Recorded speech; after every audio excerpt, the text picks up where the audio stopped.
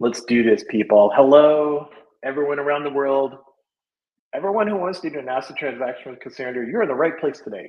So, hi, I'm Patrick McFadden. You may know me from various Cassandra pieces of content.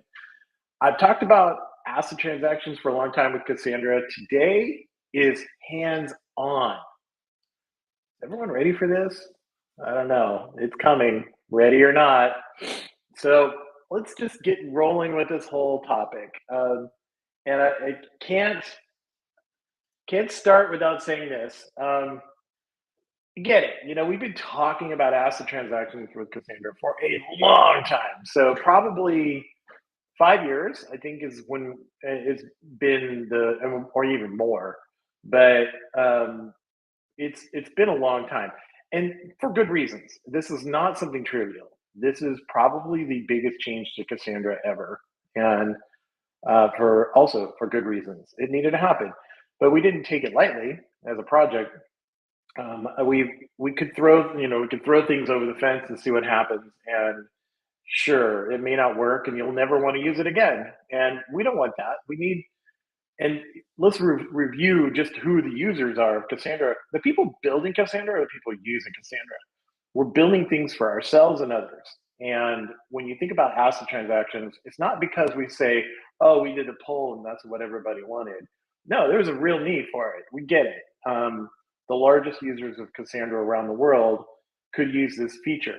And to use it means that it needs to be stable, it needs to be useful, it needs to have use cases that are actually legitimate, and probably, and this is where we are in 2025, and welcome to 2025, is that databases are we're consolidating databases. And I believe this, many others do, that Cassandra is one of the databases you can consolidate to, but one of the blockers is the transaction qualities that you expect if you're going to shrink your database portfolio. You need to make sure that you have every bit of features that you need for all of those use cases. And asset transactions is just one of those. So it's coming. So that's why we're here today. So let's move in. So before we start, I want you to have this. I created a really cool repo for you, and John Haddad helped me out with this. Those of you who John is, Rusty Razorblade Consulting. We talked about this, but this is I'm giving you this link right now so you can go there, do a git clone, because this has got all the resources you need. And I'm going to walk through it and what it is. It'll give you all the resources you need, specifically how to set up a Docker image and that sort of thing. But I just want you to have this link. If you want to follow along, check this out and you can follow along in the repo here. So this is the hands-on portion of this. And here's the warning, right? This isn't even alpha code. This is in a branch. This is YOLO code. And it's not really YOLO. There's a lot happening there it's actually being used in certain places for reasons, because we want to make sure that it works in production. But this is in a branch. This is the part of the CEP15 branch. And so what I've done is I've taken that branch, built it, turned it into a Docker image. There's going to be bugs. When I was building this repo, I found bugs. I reported those bugs, so created JIRAs. There's going to be missing features like, hey, that should be there. All good. There is a reason I want you to have access to this right now. And this is the reason. Is why do I say, hey, Cassandra community, get your hands onto this? Because there's some really important things that need to happen now. This will be in the next version of Cassandra. We've been talking about 5.1, but I think that we're going towards this will be a 6.0 release, because it is so big. And you get a chance to really shape a feature for the next 10 years of Cassandra. And I'm not kidding. This will be the next 10 years of Cassandra. That feedback is really important. And the feedback is trying some data models, trying some use cases, and saying, will this work? This didn't work. And I think in terms of syntax, syntax is still on the table. This is not a completely baked feature yet. If there's a specific syntax that needs to be in there, now's the time to change it, because you don't want to change the API after you release it. So if there's syntax issues or there's a thing inside the syntax that needs to be there that isn't, this is the time to give that feedback. And also speed. The more eyes we have on this, the better. There is no QA team in the Cassandra project. It's us. And I've been acting as QA team for this for a while. So this is helpful to get faster with this. And then, as I said, this is our preparation. This is going to change the way Cassandra works for the next 10 years or more. It's a substantial change. And doing this together and like going up that hill together, as that picture showed, is important. Cassandra has always been a database that has been built by the community. We fit those really crazy use cases that everyone is using Cassandra for well because we talk to each other. Now, how do you give that feedback? As you're going through examples, as you're trying new things, I use the GitHub discussions in the Awesome Accord repo. And I have a few things in here. I have one for bug reports, and that's just the simple thing here is if you run into a bug, just try to explain what you were doing. Like, hey, here's the data model. Here's some of the data that I was using so we can reproduce it. And then the stack trace. The stack trace is probably the most important thing. We can see exactly what broke. Stack trace will be in the system log. When you're running the Docker container, you can use the log command to look at the log, to tail the log. Bug reports will probably be really important. Well, reason I'm doing it here and not in the Cassandra Jira is I think we're going to have a lot of the same ones, and this is more of a triage situation. So, this is going to be high volume, I would imagine. So we'll do the high volume, move it over from, move those bugs that need to be Jira. I'll be happy to put those as Jiras and give you credit for it. But, this is a triage system because it is such an pre-alpha setup. There's also the enhancements like, hey, this was cool, but I would like to do it like this way, or here's a change that I'd like to see. We would love to hear that. People working on Accord right now, they would love to see this too. And this is a great way to organize that. Just questions, hey, does this work? Or why doesn't this work? Or what questions? We have a question thing. And then, excuse me, to the time of year. Use cases. I think that will be one of the best contributions because as you go to a conference and people are talking about a new thing, new feature, new database, whatever. The part that makes it interesting for you is the use case. Like, here's what I did with it. Because a lot of times when we're trying out new things, we want to say, is it similar to the thing that I want to do? Or can I modify it? Or is it exactly the same thing I want to do? Probably one of the best things you can share with a community is your use case. And what I hate hearing, because it's not true, is that, oh, no, everyone else is doing this too.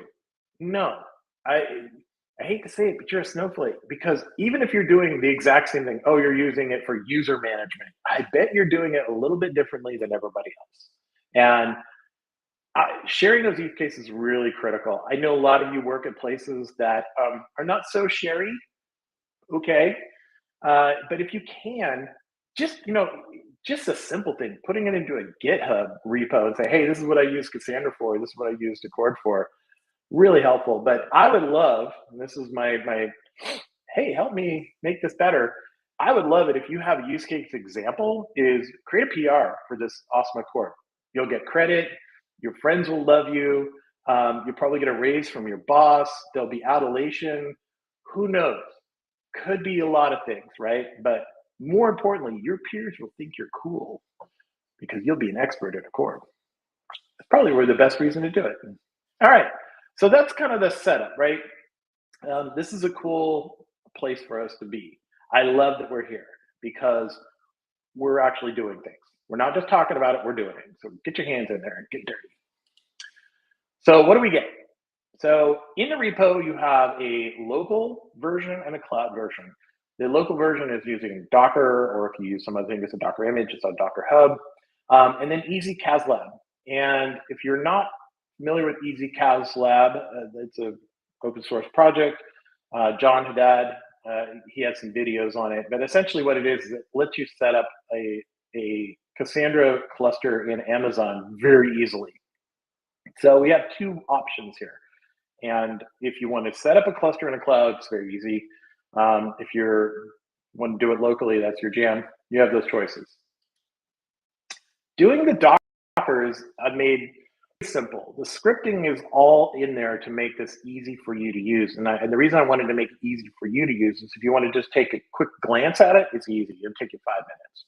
If you want to dig in deep, plenty to go into.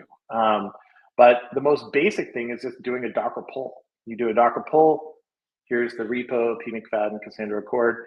And once it's in there, you do a Docker run. It has the Docker file is set up correctly, or the Docker build is set up correctly. It'll set up Cassandra inside of it with that version. And then you can use a Docker exec to run CQLSH. And if you want to do things interactively, if you want to run, there's some scripts, and I'll go into those about, like, if you just want to run a script and have it watch it do a transaction and say, ooh, you can do that too. The important thing here, though, is that it is built. Now, I do have the Docker build files if you want to build your own. If you have your own special build you want to do, cool. I've made the code all available in the repo. So, pick your adventure. Do you want to make it complicated, or you want to make it easy? There's something there for everybody. And I wanted it just so that you can have it to get your hands on, and however you want to participate. I've also included three use case examples, which are probably the most, like, the number ones, like, people ask about all the time. The classic, these are all in the examples directory. Banking is probably the one that everyone talks about, even though I don't think a lot of banks actually use asset transactions, but not for this kind of thing. But whatever. But we have banking, inventory management, and inventory management is probably the most interesting one that I think it's let me rewind. I think that's the most interesting use case because of just how Accord works and the things that it opens up. Crazy. And it's not just inventory, it's how it does counters and updates and things like that. And in each one of the example directories, there's a setup.sh. And what it'll do is it'll run the Docker image, load all the data, and give you the ability to just then do everything interactively if you want to, but it sets it all up. And I'll walk through it at the end here. I'll do a little demo, live demo. Hopefully that'll work. So let's just walk through those use cases as a review. So this is what I'm gonna do. I'm gonna walk through the use cases, and I'm going to show you, like, what we're trying to accomplish with the use cases. And then I'm going to walk through some basics of the syntax for Accord just as a review. And then I'm going to do a little live demo, show you how it works. And then you can be set free to go get crazy on it. Alexander, great question about what this does. Is this for production? I'm going to rewind to that warning sign. Do not put this in production. This is no. I'll say that, but I know somebody's going to. So, when you do, let us know. This is pre-alpha software, and this is for experimentation and learning. Like I said, though, my experience in the Cassandra community, I know people who've put some of the sketchiest stuff in production, and they make it work. I mean, they're going to put the time in. They're like, here's my exact use case, and it works perfectly for that, and I'm fine with it. It's open source. Go for it, man. Just have fun. And Alexander, when you do put it in production, I expect to see a use case pop into my repo. That'll be a PR I'm looking for. So let's go through some of these use cases. The transaction is the one that I think a lot of people, just in general, it's this moving data from one table to another one exclusively with order, and under massive contention. So whatever one that is, Oscar's gonna play the Friday. Right on, man. That's what I love about this. YOLO. This community is amazing. So financial transactions, those kind of things that we were trying to do, embody that problem statement where we're trying to move data from one table to another. This is multi-partition. Not something Cassandra's done really well or at all without putting some guardrails around it. This gives you tons of guardrails for free, basically. You can move data from one to the other and know that it's being done exclusively, full ACID, all 4 letters are present. as well as the high concurrency. And concurrency is probably the biggest problem with ACID transactions, especially in a Cassandra cluster. Cassandra clusters rarely sit there bored. They're usually getting hammered by e-commerce or consumer applications, that sort of thing. So concurrency was one of the biggest constraints that we had to work with. It has to be a highly concurrent ACID transaction system. So banking, that's one of them. The other one is inventory management. And the inventory management embodies this problem of counting. If you've ever used Cassandra counters, you know that they're fun to use, but impossible to work with. And they're not absolute, not even by a stretch. But what is it? And this is a problem that's been hard to solve with almost every database. Is how do I make sure that I can take my inventory to zero, even like on a Black Friday scenario or something like that, where everybody's clicking a link, or a fire sale, the thundering herd problem. I want to take it to zero, but also, what happens if I want to have a maximum as well? So you can now control more of what the application is going to throw you from the database level. So controlling the min and max around counts and having super accurate counts under high concurrency, under high contention. Big deal. And then finally, we have, you're in here on purpose. Okay, just making sure. I heard Michelle show up and I'm like, uh-oh, did my live stream die? Now she's embarrassed. Sorry, Michelle. Michelle's our producer in the back, and let's everyone give her a hand. She is a trooper. She does like dozens of these a week. And yes, you'll get the slides, Satish, no problem. Matter of fact, I'm going to put those in the repo. How about that? All right, after I'm done, of course. I'll even post this video in the repo as well. So the batch consensus, yeah, this is a user management thing, but it's also like making changes to multiple tables at the same time and knowing that you're doing this exclusively in order and has some timing. We have to do something. You probably have to go back and look at one of my previous presentations, and I'll put that in the repo as well. But like, why does a chord work? How does it work? That's probably some background if you haven't seen any of my multiple conversations. I didn't want to do it today because it's just repeated information. There's nothing new there, but it's probably worth going back and looking at it. And I'll make sure you have the link for that in the repo. Okay, so how do you do an ACID transaction? I will do a review on this because this is going to save your time. Now that you can actually do this, I want you to do it with confidence. And this is really new syntax for CQL. So the transaction syntax is about the boundaries. So there's a begin transaction and a commit transaction. No, these are not interactive so that you don't get a rollback. That's one of my first questions. And I put it at the bottom here, but I should put it at the top because I always get that question. No rollbacks yet. We're on our way. Like I said, this is changing Cassandra for the next 10 years. Prepare yourself. What's going to come of this? I have no idea.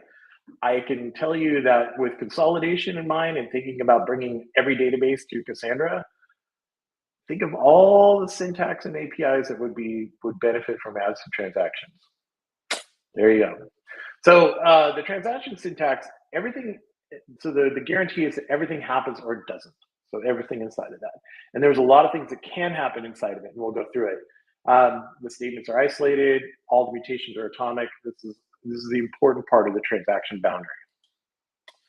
The state collection is somewhat unique, and I know there are other databases that do this, but what you're doing is, and this is an important setup, is you're gathering the current state of a particular, like a column of data, and with some condition. So for instance, like how many items do I have in my product catalog right now? And when you do that, it locks that amount, and it creates an exclusivity around that, so that you know that you're not, for instance, when you're doing counting, you can't go past 0. You know that whenever I say, tell me the current count, and it's 10, you know it's 10 until that transaction is completed. It's useful when we get to the if statement, and I'll get to that in a minute, but this is you'll see this in the examples quite a bit, and this is what it's about, is collecting current state. The return value is I want to know what it was before I changed it. And this is an important piece of syntax. It probably, this is one for you to evaluate. Like, is this useful? I think we already have heard feedback that it'd be good to see the before and after change. Like, did it happen and what did it change to? So that's one thing that is probably already out there. But you take a look at it. You let us know. This is probably my favorite part of this is the if statement. And this just opens up so many cool, interesting use cases. It can do a conditional test. And when I say conditional test, I mean that it says if a certain state, again, like a count, if the count is greater than 0, then and then in the if statement, you have update, insert, deletes. And so it's that conditional that sets up some logic inside, but also gives you the boundaries. You can do boundary checking, you can do state checking, it can do null, not null. So for instance, if you want to make sure that you're creating something that doesn't exist, there you go. If you were trying to modify something that does exist, there you go. So if there's a false condition in the if statement, so the count is say less than 0 or 0, then it won't run the statements inside the if statement. So that's it gives you a lot of really cool control right there. Boom. And something that's never been available. And the update condition, the update has new syntax as well. When we actually, I'll show you an exact example of how that works. But so this is the general syntax. Now I'm going to walk through a specific, probably the one that's the most popular is the bank transaction, because how many meetings have I been in where like, oh, well, you can't do a bank transaction with Cassandra. It sucks. No, it doesn't. But now you can. So now does it not suck? Yeah, you've been in those meetings too if you're in the Cassandra community. Well, you can go back and say, told you. So bank transaction setup. Let's do a little walkthrough of what that looks like. And this example is in the repo. So I'm walking you through one example. We can see the rest later. But essentially what we're doing is just sending them an account table, one table, and a couple of different account holders. There's Bob and Alice are people that love to move money, and they each get 100 units of money, bongo bucks, I don't know. But this is a basic setup, but what we're going to do is we're going to do some exclusive transactions. So we begin the transaction with the begin transaction. I'm getting the from balance from Alice because we're moving money from Alice to Bob. And we say, okay, so how much money is in Alice's account? So, and this will be important for like trying to make sure that we don't overdraft Alice. And I want to collect that account balance so I can see what it was before I moved the money. Then here's the really cool part is these. So now what I'm looking at is I'm saying, okay, does the account balance, is it greater than or equal to 20? Because I'm going to move 20 bucks. Now with parameterization and things like that, these are things that are, we can add parameters in there, do bind statements, that sort of thing. When we create the transactions itself from code. And that'll be the next frontier, by the way, for me, is not just showing you how to do it interactively in SQL/SH, is doing it inside of a Python or Java, Spring, whatever you're going to use. Everyone's using Rust now, so let's do it in Rust. But doing it inside of code that's actually useful and not just having to write SQL every day. And so in this if statement, we're looking to see if Alice has 20 bucks or more than 20 bucks. So if we move $20 to Bob, then we don't overdraft Alice's account. But check this out. That update statement is different because that's not the normal syntax for an update statement in Cassandra.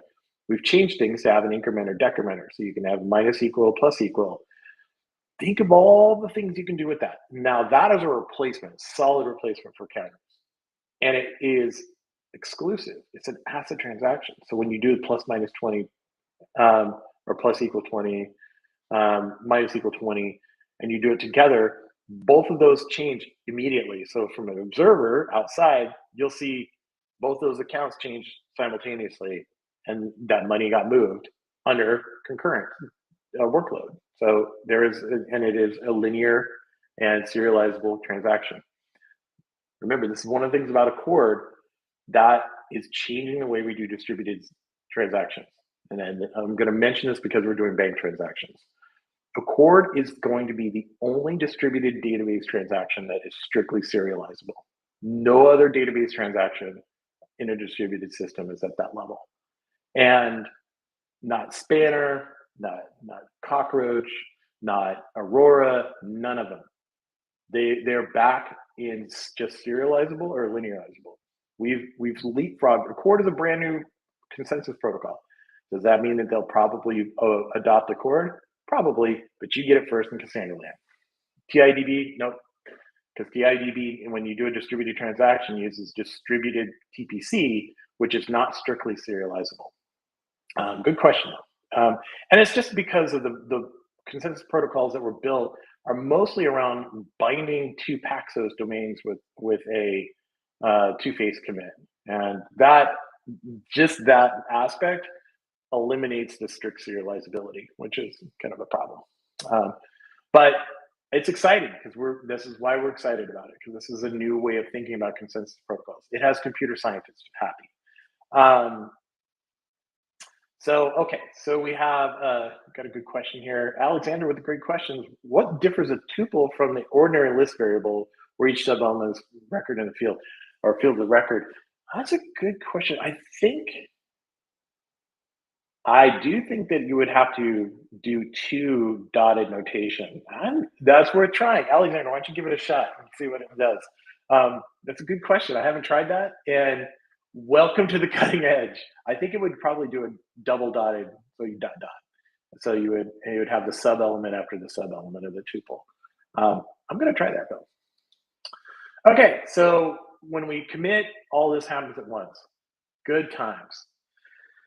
Okay, so that concludes the slide portion of this. Let's go into the really scary part of it and actually do this. Everyone ready for this? I'm gonna stop sharing real quick. Yeah, let's see here. Yep, here we go. The live guys. Now you can see my entire background. Yep.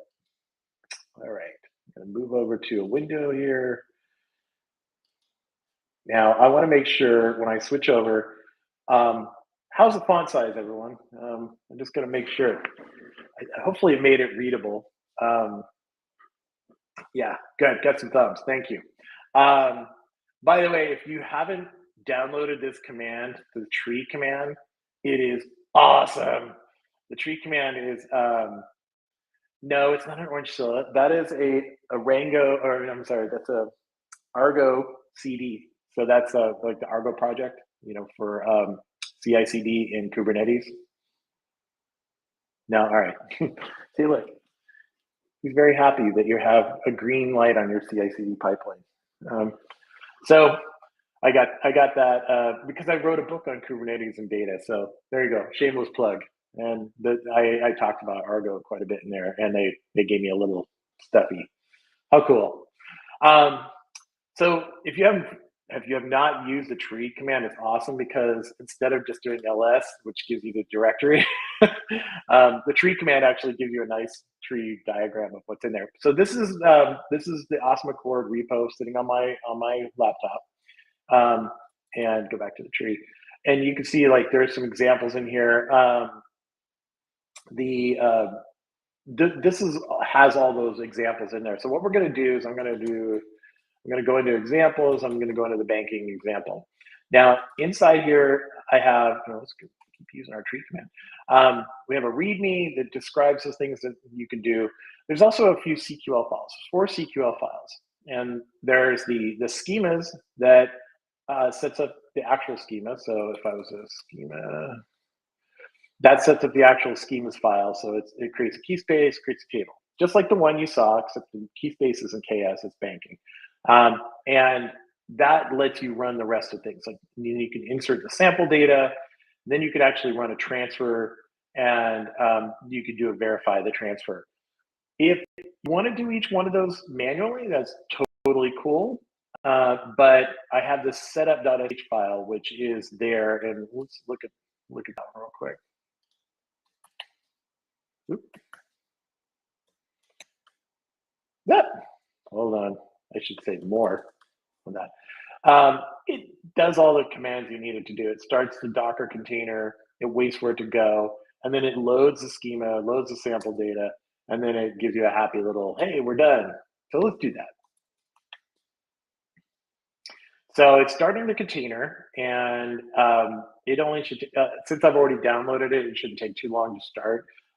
Firing up a Cassandra container is essentially just waiting for it to stabilize, and with a single node, it's pretty fast. So less than 30 seconds a minute. But the script is looping and waiting for it to be able to connect to CQLSH. At least it should. Whenever I'm running this, it's running. You can use like Docker Desktop or something like that to see if it actually is running. Make sure that it is.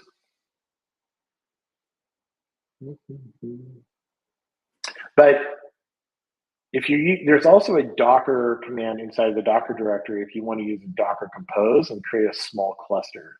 It looks like it stopped. Oh, do I have a bug already? Come on. It's just waiting. Yeah. This is why I don't do live demos. Come on.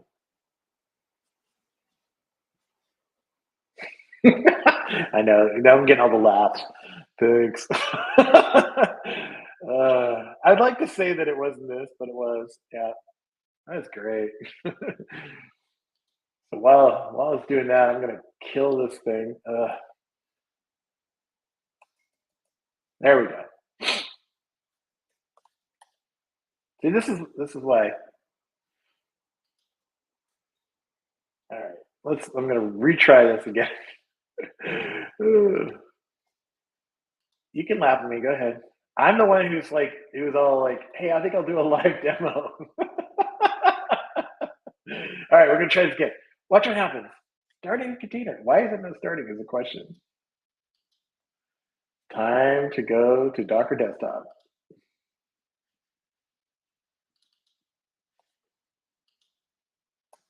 I think part of it is that.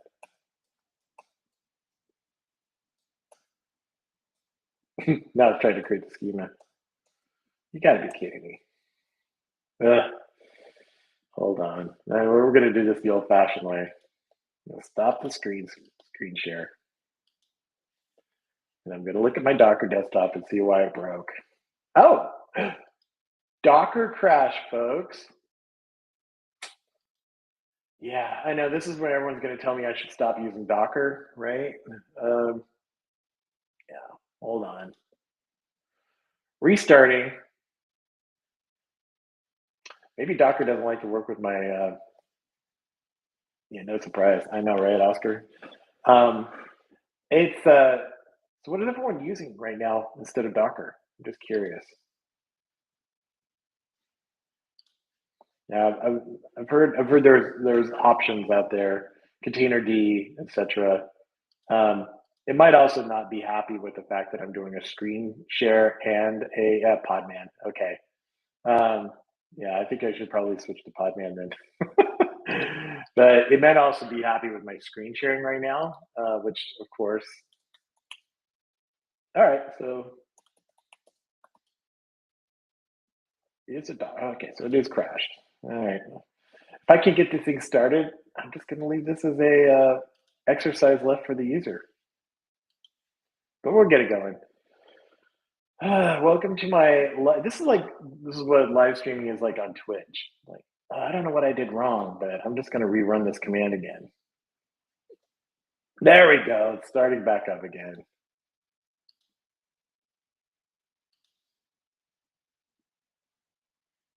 Gonna start it. Yeah, I don't think it's very happy with the screen sharing. Bare metal. Yeah, I should have done bare metal. You know what I really should have done is moved it to the cloud, right? And then everyone would have gave me like that cloud business. Like, yeah, you should move to the cloud. Well, yeah. Is this MSI 8080 still functional? Well, yes, it is. Matter of fact, it's running CPM right now. Probably more reliably than my Docker desktop. It's a replica, if you can tell. It's missing about 18 feet. So yeah, it looks like Docker is not going to play well with my streaming setup. So that's just the way it's going to be. So this is now, you know what I'm going to do is I'm going to I'm going to do a live, or I'm going to take a video of me actually doing this, attach to this video and put it on YouTube. Because with live streaming, I can't run Docker. Docker shuts down. I just found out what it was. Yeah, so it's not able to connect to the socket with the live stream running. Okay, fine. So there will not be a live demo. There will be a unceremonious end. I will take some questions right now if you have some. I saw some good ones out there. And if you want to talk about MSI 8080s or retro computers, that's a different channel. So yeah, any questions out there? Let me scroll through here. Oscar, can we update thousands of transactions at the same time using batches? The transaction syntax for Accord should supersede the batch in that regard. Now, when you say thousands, it shouldn't be something that you're like, none of these are exclusive. They're just, I just want to do it all at the same time. That's a different problem. You probably shouldn't even be using a batch to do that. But if you have like 3 tables that need to be updated at the same time, but you need to do it 1,000 times, you can loop the batch itself and then use a core transaction for that. Batches in general for Cassandra are pretty bad because of the way that batches work in a distributed system. It's not just a Cassandra problem. Because what you're doing is you're shoving all of those mutations onto a single coordinator and letting it figure it out. It's because you're in a distributed system and those keys are probably distributed across multiple servers. It's much better to use like a parallel insert or parallel batching in your own code because it's much faster. And that's just a general use case for any kind of distributed system. But yeah, so I would look at what you're trying to do. If you have questions about like an exact example, I mean, put it in the Discord discussion. I'd love to see it and we can talk about it there. The tuple is immutable, but you wouldn't be, yeah, so Barth, you're right, it is immutable, but that's part of that let syntax is that it grabs the current state and there is no mutation that's going to happen to that state. So there you go. And you're correct. And also, yes, that's how Accord works with that. Yeah, the PLSQL, PLSQL. Yep. That's going to be a thing that it's starting. We're trying to avoid this turning this into like a code block, you know, where you can run arbitrary code inside of an ACID transaction, but it does have it's going that direction just for the transactionality and having the update commands work and having an if block. I don't know how much more. I've already proposed that we have a way to assign variables. So for instance, if you wanted to assign one UID for the entire transaction, having it be able to grab a current like a UID to use in the early part of the transaction. So yeah, this is looking like PLSQL all over again. But I don't think we're going to go to full, like you can't build an app with it. ACID support in Astra, oh yeah, it's coming. And I think that what you're going to see is right now, so here's the time frame. Right now, ACID transactions in Cassandra are a branch. So, but that branch is going to be merged hopefully this month into mainline trunk, and that's a huge step in any open source project. Is when it's in trunk, that's the mainline to the next release, and so that's being worked on right now. Once it gets into the trunk, we'll start evaluating it to like how we want to bring it to Astra. Of course, you know, it's going to be how far along in alpha it is. More than likely, we will participate in the beta, much like we've done with other betas, where we make a beta version of Accord transactions available in Astra. And be very clear about this. Like if you could click this button if you want a beta version of ACID transactions, but with all the warnings. And that's been really useful for the project because it makes it easy for people to go try it and we get a lot of great feedback. So I think that's probably something that'll happen. When Next few months, and just keep an eye on the project. And you watch what I'm doing. You can see me on LinkedIn. If you're not following me on LinkedIn, that's probably a good place for that information. Um, if that information is available, I will be talking about it, and I'll be talking about it a lot. Cool. Is there any other questions in here besides how to get Docker to work with SQL streaming? No. All right.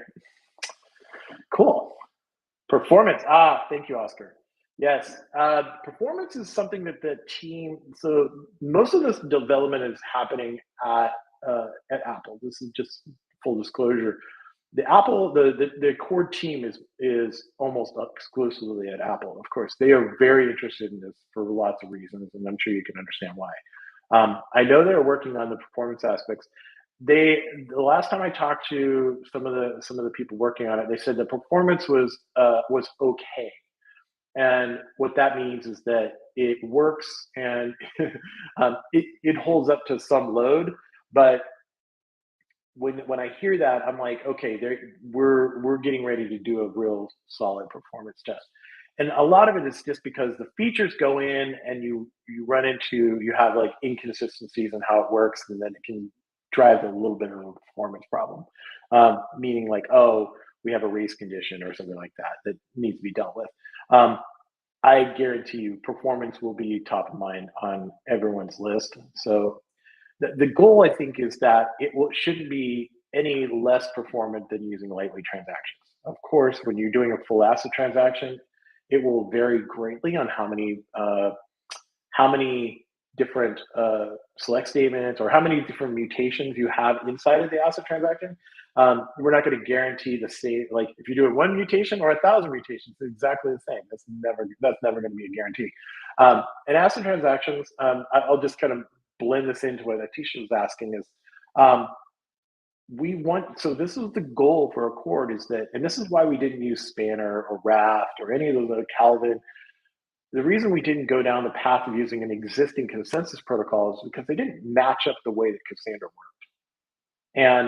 And so if you look at our three really important tenets with Cassandra is the linear scaling, the multi-data center support, just natively, and the resilience, like how it handles failure. You can crush a Cassandra cluster and still have it be online. So those three things, if those are our tenets that we can't violate, then looking at other like Spanner does not allow for that. Calvin does not allow for that.